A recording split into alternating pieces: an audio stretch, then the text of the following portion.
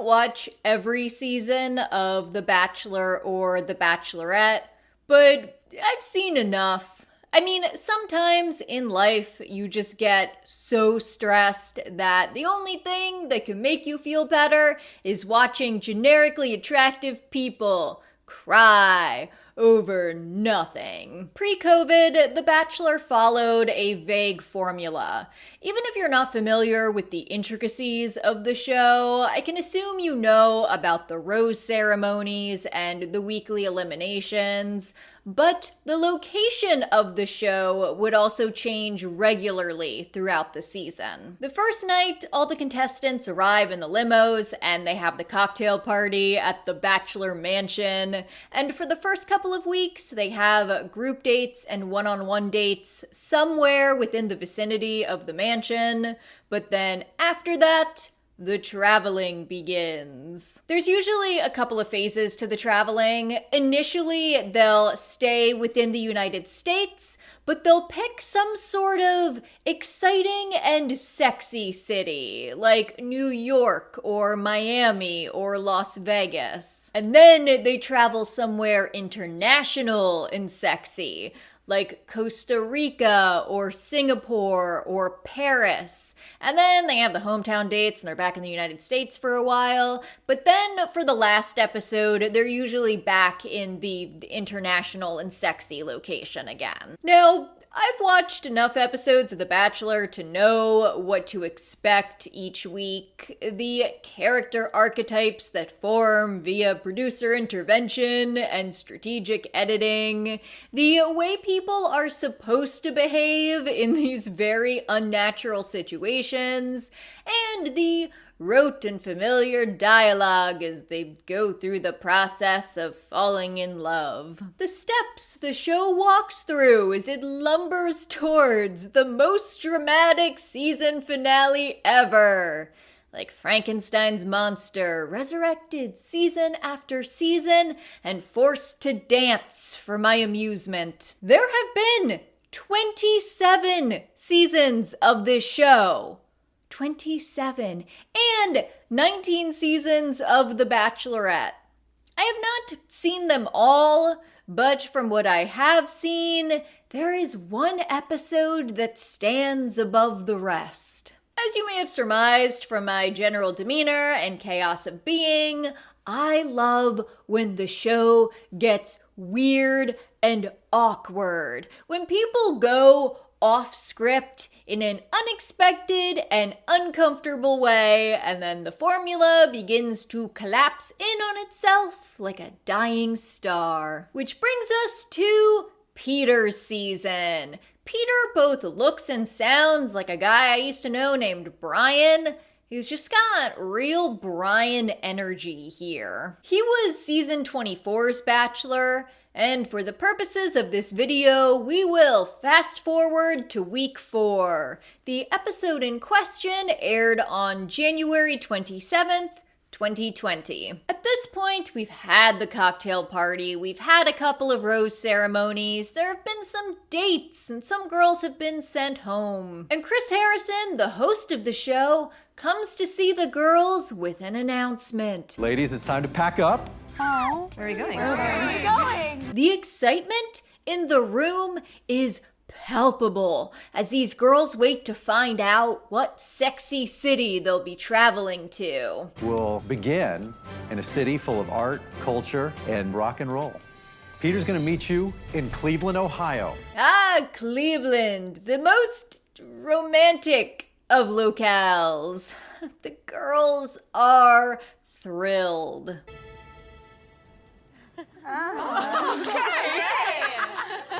The music cuts out. There's a delay in their responses, followed by the sound of forced enthusiasm. All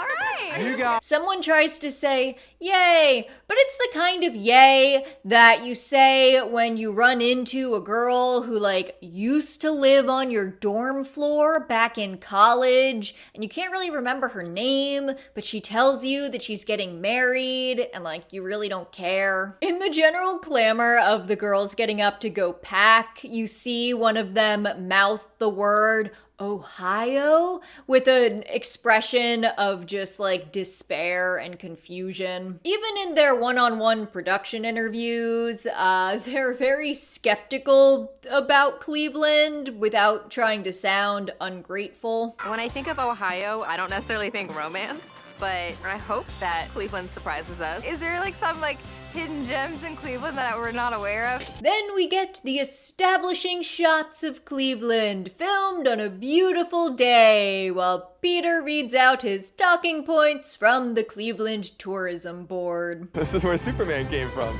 Cleveland has definitely impressed me. It's a beautiful city, great sports town. People are super nice here. It's kind of got a little bit of everything. Considering the girls' earlier lackluster response, it appears that the production team sat down and had a talk with them, like explained that Cleveland was paying good money for this, because when the girls get to Cleveland, it appears they've had a change of heart. They too seemingly read off some talking points from the Cleveland Tourism Board. I took a little stroll this morning and it's beautiful here. We walked downtown and it was just stunning. I was not expecting Cleveland to be this nice. It gives off the vibes of a really tight-knit community, and I like that. They're so excited! Too excited. They go to the penthouse where they'll be staying and all immediately rush to the windows to once more lay their eyes upon the beauty and wonder of Cleveland. Look at this! Oh my God! We enter into a beautiful penthouse looking over Lake Erie. It's like, wow, this is really gorgeous. Ohio. So we don't need to fully go into the drama of the episode. A girl cries for no reason before anything even happens. But the first one-on-one date is with Victoria F. I love Cleveland. She loves Cleveland, but does she love Peter? Peter takes her on a plane ride over Cleveland, so we get an aerial tour of the city. The second part of the date is at Cedar Point, which is an amusement park. By the way, Victoria is afraid of heights, so she's basically freaking out constantly. But they seem like they're having fun, and they're also having some crappy weather. It's become overcast and rainy. Like, they both seem very cold, and Victoria is clinging to Peter's arm like she's going to die. The third part of the date is a private concert. We got our own private little concert. Yep. So private. Very intimate for just the two of them. Definitely been my dream date. I am so excited for our own private Chase Rice concert. However, the singer turns out to be Victoria's ex-boyfriend. Chase and I dated before I came on the show. Are you two having a good time tonight? This has nothing to do with Cleveland marketing, so theoretically I could have left this part out of the video. And it's clearly staged by production, like they hired this guy knowing that he was Victoria's ex. But I believe that Peter had no idea that this was her ex, and that Victoria had no idea that her ex was going to be there, which is amazing. So awkward. This is the best episode. I'd like to believe that the Cleveland Tourism Board somehow had a hand in making this happen too. Peter's just dancing like this. Just full on Brian energy. Not a care in the world. This is like one of the coolest dates I've ever been on. Very own Chase Rice concert. He has No idea. Things keep going like this, you know, we could have Chase Rice singing at our wedding. There you go. You never know. Just look at the expression on Chase's face when Peter and Victoria kiss. But the point of all this is that it's really ramping up Victoria's anxiety. We even see a blurred out producer, and you know it's serious when they actually bring the production team on camera. Victoria's had to deal with heights and with seeing her ex. It's all setting the stage for her to have a complete breakdown at dinner. And where did they have dinner? Well, I'm so glad you asked. Welcome to City Hall. Cleveland City Hall. They have dinner at Cleveland City Hall, in the city that they have hyped up as having all of these amazing restaurants and locations and culture, and the best place they can pick for this romantic dinner is the same place that you can go to pay a fee for a permit application. So Victoria tells Peter about Chase. Chase and I used to date. And Like the singer Chase? Peter's having a little trouble processing this. The guy that was doing the concert. yeah. Wait, what? It shouldn't be a big deal, right? Because it's not like Victoria asked her ex to be there. But even still, she fully exits the rotunda, which is the event rental space I checked, and goes to cry like off in a corner near an elevator somewhere. And she's right next to the defibrillator. Ma'am, this is City Hall. Get it together. Anyway, Victoria gets a rose. So, I'm feeling really good about Victoria. Cool. Now it's group date day, but first, more Cleveland talking points. Cleveland has really impressed me, to be honest. It's a great city. It really is kind of like one of the best kept secrets. It's one of the best kept secrets, you guys. That's why you've never heard of Cleveland as a romantic hotspot.